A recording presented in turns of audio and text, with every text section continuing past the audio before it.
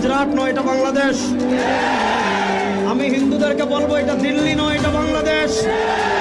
আমি বলবো এটা ইন্ডিয়া নয়, এটা শাহজালালের পুণ্যভূমি বাংলাদেশ। এখানে আপনি আমার ভাইকে পিটিয়ে মারবেন আর পূজার নামে দেশি অস্ত্র আমাদেরকে দেখাবেন। যদি আমাদের সাথে আপনারা খেলতে চান, মাঠে আসেন, আমরা খেলার জন্য প্রস্তুত। হিন্দু সন্ত্রাসীদেরকে বলবো এটা গুজরাট নয়, এটা বাংলাদেশ। আমি হিন্দুদেরকে বলবো এটা দিল্লি নয়, এটা বাংলাদেশ। আমি বলবো এটা ইন্ডিয়া নয়, এটা শাহজালালের পুণ্যভূমি বাংলাদেশ। এখানে আপনি আমার ভাইকে পিটিয়ে মারবেন আর পূজার নামে দেশি অস্ত্র আমাদেরকে দেখাবেন।